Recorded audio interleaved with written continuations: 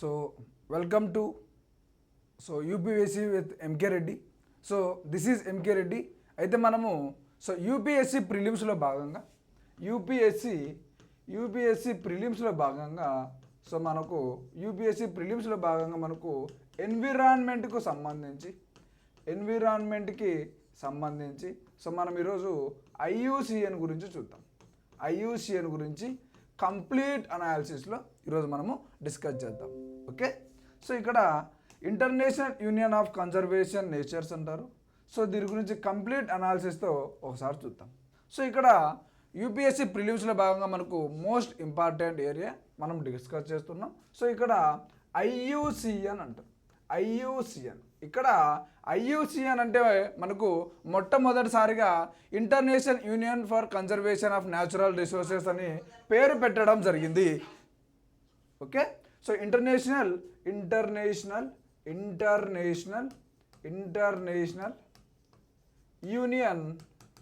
Union for conservation of nature on natural resources అని పేరు పెట్టడం జరిగింది.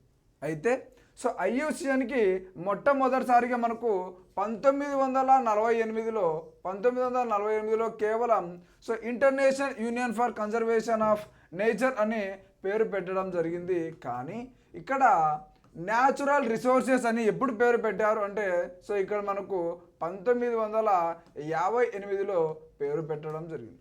1958లో మనకు ఐయుసిఎన్గా మనకు 1956లో మనకు న్యాచురల్ రిసోర్సెస్ అనేది యాడ్ చేయడం జరిగింది.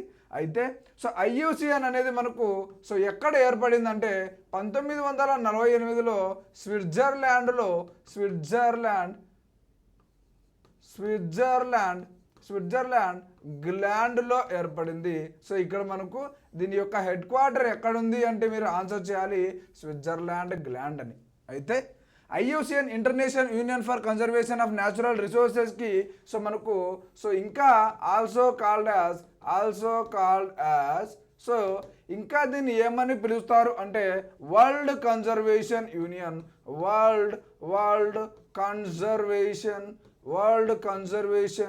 యూనియన్గా మనకు పేరు పెట్టడం జరిగింది. దాన్ని మనము WCUగా పిలవడం జరుగుతుంది. ఇక్కడ international union for conservation of natural రిసోర్సెస్ని ఇంకొక పేరు ఏంటి అంటే వరల్డ్ కన్జర్వేషన్ యూనియన్గా పేరు పెట్టడం జరిగింది. ఈ పదం అనేది వాడుక అనేది మనకు 1990 నుంచి 2008 వరకు మనకు వరల్డ్ కన్జర్వేషన్ యూనియన్గా పేరు పెట్టడం జరిగింది. ఇక్కడ మీరు గమనిస్తే కన్జర్వేషన్ అంటే ఏమని, టు ప్రొటెక్ట్ అని అంటే మనకు వాతావరణంలో ఉన్నటువంటి న్యాచురల్ రిసోర్సెస్లో ఉన్నటువంటి అంతరించిపోయే జాతులను ఐయుసిఎన్ అనేది గుర్తిస్తూ వాటిని హెచ్చరిస్తూ ఉండడమే ఐయుసిఎన్ యొక్క పని. అయితే ఇక్కడ ఐయుసిఎన్లో మనకు 1964లో మోస్ట్ ఇంపార్టెంట్ 1964లో మనకు రెడ్ డేటా బుక్ అనేది లేదా రెడ్ లిస్ట్ అని చెప్తాం. ఇక్కడ 1964లో ఐయుసిఎన్లో రెడ్ డేటా బుక్ లేదా రెడ్ లిస్ట్ అనేది చేర్చడం జరిగింది ఐయుసిఎన్లో అని చెప్తాం. ఇక్కడ మోస్ట్ ఇంపార్టెంట్ ఏ ఇయర్లో చేర్చారు అని, అదేవిధంగా ఐయుసిఎన్ అనేది హెడ్ క్వార్టర్ ఎక్కడ ఉంది అని. It is also called as world conservation యూనియన్గా పేరు పెట్టడం జరిగింది. ఇంకా దీని గురించి చాలా డెప్త్గా చూద్దాం. అయితే ఇక్కడ మనకు ఐయుసిఎన్ ప్రకారం మనకు రెడ్ డేటా బుక్లో చేర్చాలి అంటే రెడ్ డేటా బుక్లో చేర్చాలి అంటే 5 కేటగిరీస్ తీసుకోవడం జరిగింది. 5 కేటగిరీస్ తీసుకోవడం జరిగింది. ఇక్కడ 5 కేటగిరీస్ అనేవి మనకు మోస్ట్ ఇంపార్టెంట్. ఇక్కడ పాపులేషన్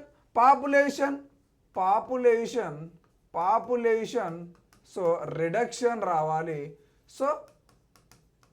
ఆ జంతువుల యొక్క సంఖ్య అనేది తగ్గాలి అనేది మొదటి పాయింట్. అయితే సెకండ్ పాయింట్ అనేది restricted geographic range restricted geographic range అనేది మనకు సెకండ్ పాయింట్ అవుతుంది.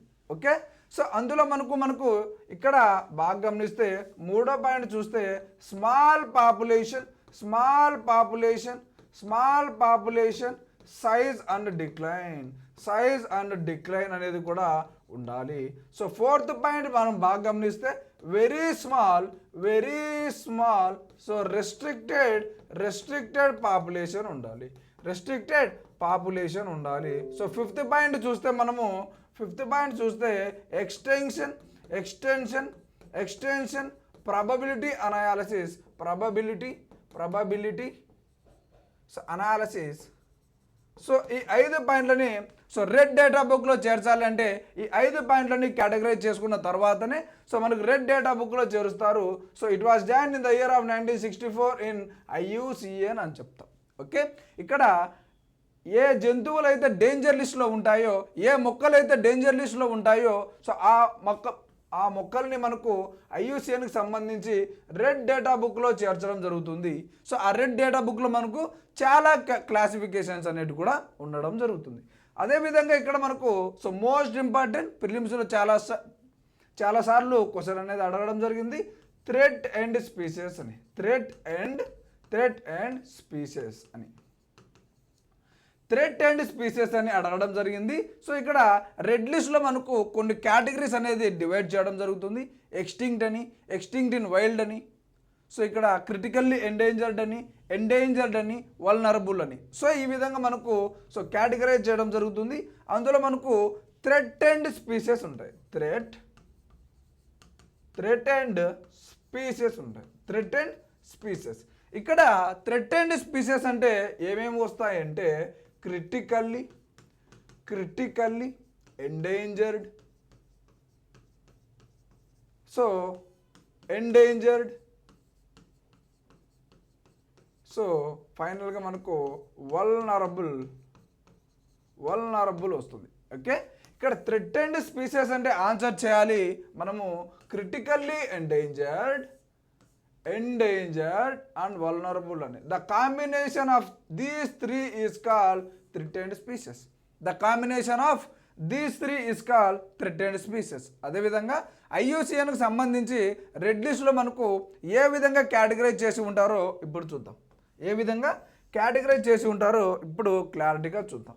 సో IUCN ప్రకారము ఏ విధంగా కేటగరైజ్ చేశారనేది మనకి ఇక్కడ సో మోస్ట్ ఇంపార్టెంట్. ఓకే, ఇక్కడ మొట్టమొదటిసారిగా సో మనకు ఎక్స్టింక్ట్ అనేది ఉంటుంది. సో ఎక్స్టింక్ట్ అంటే 100% మనకు అంతరించిపోయింది అని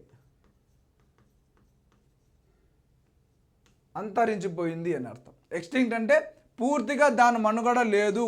so there is know that animal in the future అని చెప్తాం. అంటే సో దాని ప్రస్తావన అనేది ఇప్పుడు లేదుగా చెప్తాము. అదేవిధంగా ఎక్స్టింక్ట్ ఇన్ వైల్డ్ చెప్తాం. ఎక్స్టింక్ట్ ఇన్ వైల్డ్ అంటే అర్థం ఏంటంటే సో మనకు అడవులలో లేదు, సో దాని ప్రస్తావన అనేది పూర్తిగా అంతరించిపోయింది.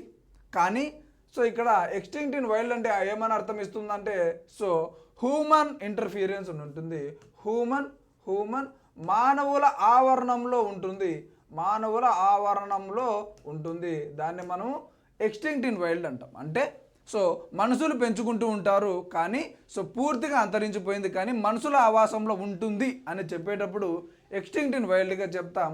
అదేవిధంగా చెప్పాను కదా ఇక్కడ థ్రెట్ అండ్ స్పీసెస్ అని. థ్రెట్ అండ్ స్పీసెస్ చెప్పాను కదా, క్రిటికల్లీ ఎండేంజర్డ్.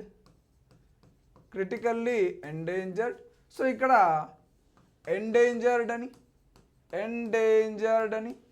సో ఆ తర్వాత మళ్ళీ మనకు వల్నరబుల్ అని. ఓకే, వల్నరబుల్ అనేది సో ఈ మూడు వాటిని సో మనము ఇక్కడ థ్రెట్ అండ్ స్పీసెస్ అంటాం. ఈ మూడు వాటిని థ్రెట్ అండ్ స్పీసెస్గా మనకు పేరు పెట్టడం జరిగింది. అయితే క్రిటికల్లీ ఎండేంజర్డ్ అంటే ఒక జీవి కానీ సో ఒక పక్షి కానీ సో ఒక మొక్క కానీ మనకు 90% అంతరించిపోయింది అని అర్థం. సో అదేవిధంగా ఎండేంజర్లో మనకు 80% ఆ జీవులు అంతరించిపోయాయని అర్థం. వల్నరబుల్ అంటే నియర్లీ 70% మనకు అంతరించిపోయిందని చెప్తాం. సో ఆ తర్వాత మనకు నియర్ థ్రెట్ ఎండ్ ఉంటుంది. నియర్ థ్రెట్ ఎండ్ అనేది ఉండడం జరుగుతుంది. సో ఇక్కడ తర్వాత లీస్ట్ కన్సర్న్ ఉంటుంది. సో ఆ తర్వాత మనకి డేటా డెఫిషియెంట్ ఉంటుంది. ఫైనల్గా మనం చూస్తే నాట్ ఎవాల్యుయేటెడ్ ఉంటుంది. సో ఇక్కడ నియర్ థ్రెటెండ్ అంటే ప్రస్తుతము అంతరించిపోయేదానికి ఛాన్స్ లేదు, కానీ అంతరించిపోయేదానికి దగ్గరలో ఉంది అని అర్థం నియర్ థ్రెటెండ్ అంటే అదేవిధంగా లీస్ట్ కన్సర్న్ అంటే ఏం అర్థం వస్తుందంటే ఇక్కడ ప్రస్తుతము అంతరించిపోయేదానికి కూడా ఛాన్స్ లేదు, కానీ మనకు వెరీ తక్కువ ఛాన్సెస్ ఉన్నాయి మనకు అంతరించిపోయేదానికి అనే సమయంలో మనము లీస్ట్ కన్సర్న్ అనేది ఉపయోగిస్తాము. అదేవిధంగా డేటా డెఫిషియెంట్ అంటే maximum number of birds, plants, అదేవిధంగా అనిమల్స్ ఉంటాయి. దానికి సంబంధించినటువంటి డేటా అనేది మనకు ఉండదు. అదేవిధంగా నాట్ ఎవాల్యుయేటెడ్, ఇప్పుడు మనకు కాకులు, క్రోస్ ఉన్నాయనుకోండి, అవి మనకు మ్యాక్సిమం నెంబర్ ఆఫ్ ఉంటాయి. అవి అనేది మ్యాక్సిమం మనకు ప్రస్తుతం అంతరించిపోయేదానికి ఛాన్సే లేదు. ఈ విధంగా మనకు ఫైనల్గా data deficient and not evaluated అనేది తీసుకోరు.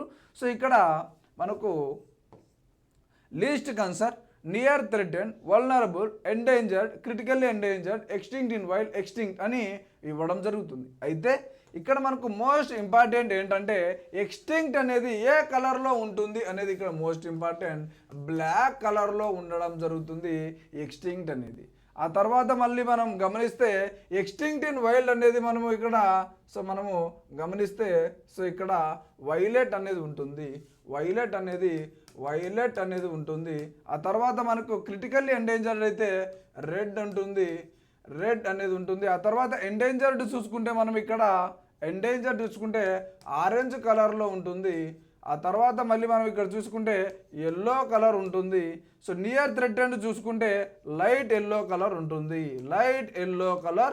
ఉంటుంది.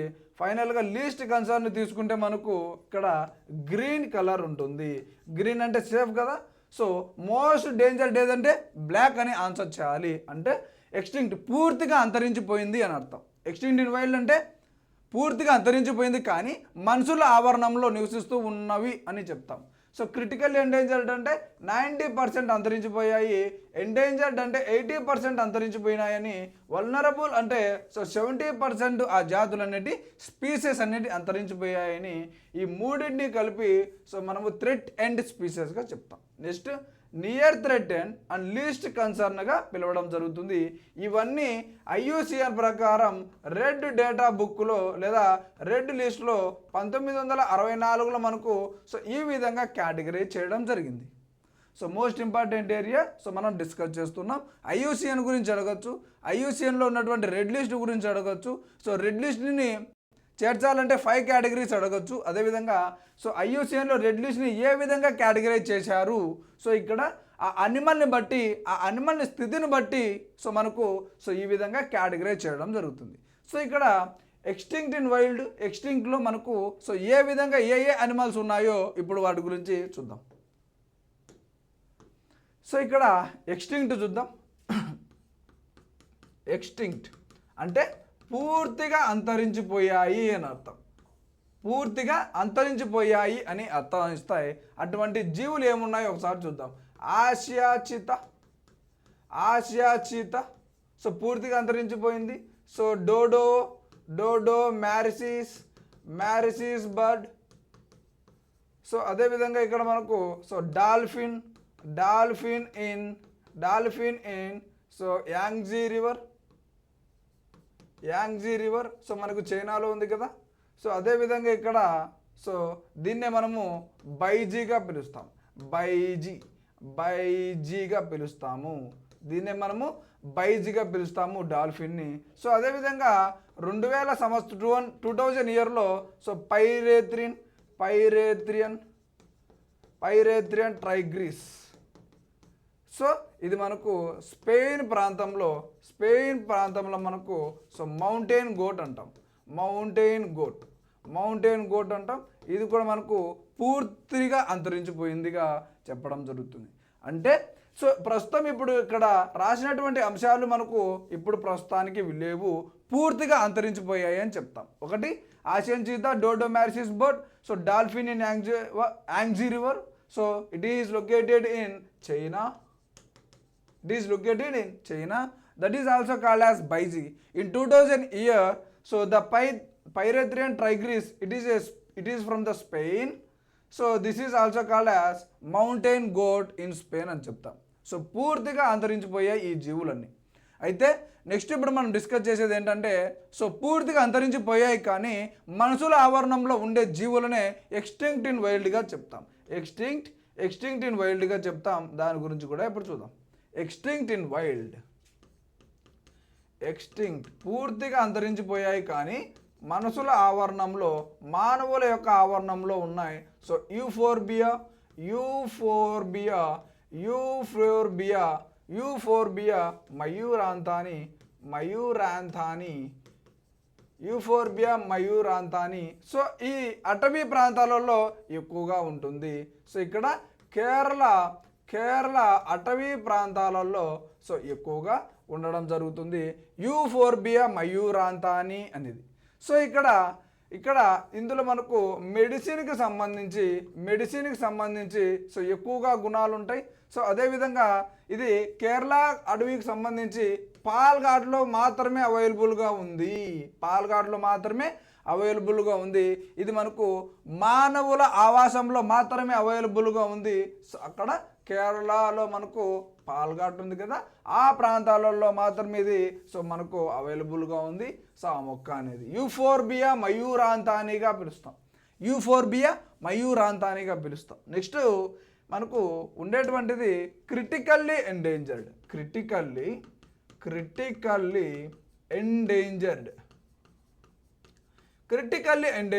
చెప్తాం. ఈ క్రిటికల్లీ ఎండేంజర్డ్ అంటే సో చెప్పాను కదా 90% ఎకోసిస్టమ్ అనేది దెబ్బతింటుంది అని.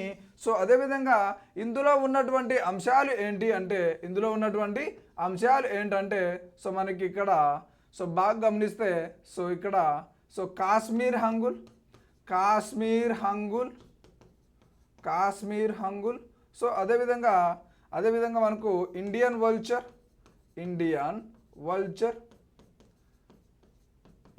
వల్చర్ అనేది ఉండడం జరుగుతుంది. సో ఇక్కడ స్ప్లెండర్ బర్డ్.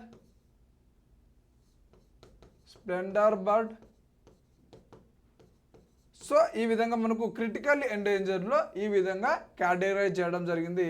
సో అదేవిధంగా ఐలాండ్ పిట్ వైప్స్ అంటాం. అంటే ఇదొక పాము అండి.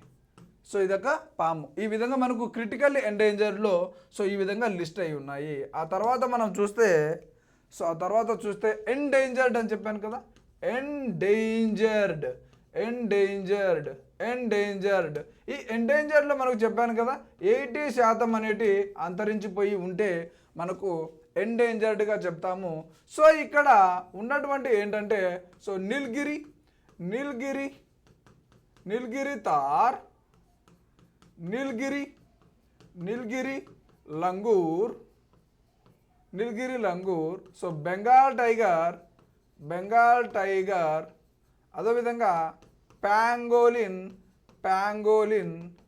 అదేవిధంగా ఢోలే అని చెప్తాం. సో వన్య కుక్క అని చెప్తాం. సో ఇక్కడ అదేవిధంగా లయన్ టైల్డ్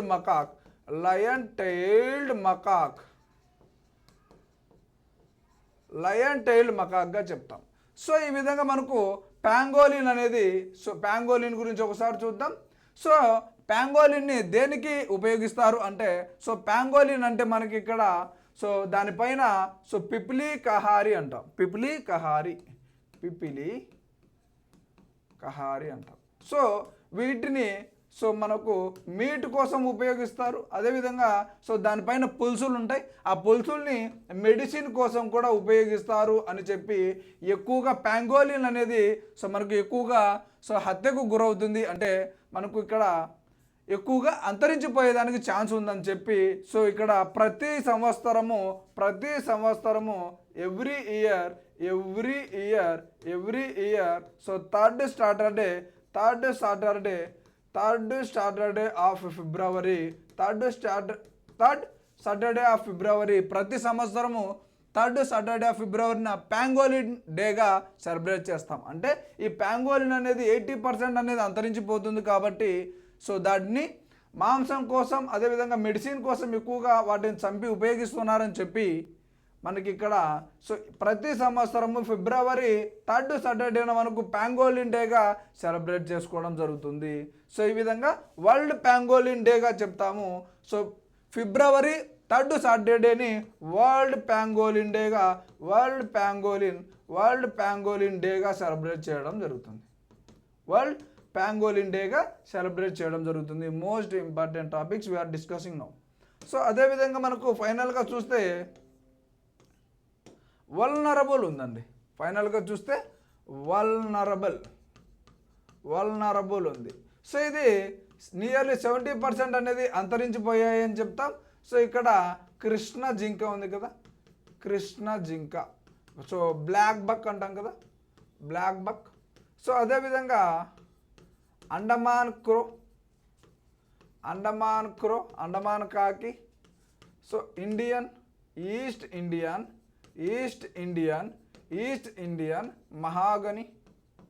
సో ఇది ఒక చెట్టు, ఇది కూడా అంతరించిపోయే దశలో ఉంది. అదేవిధంగా స్నో లెపార్డ్, ఇది కూడా మనకు అంతరించిపోయే దశలో ఉన్నాయని వల్నరబుల్లో మనము డిస్కస్ చేస్తాం. సో ఈ విధంగా మనకు ఏ అంశాలు అనేవి ఉంటాయని క్లారిటీగా డిస్కస్ చేయడం జరిగింది.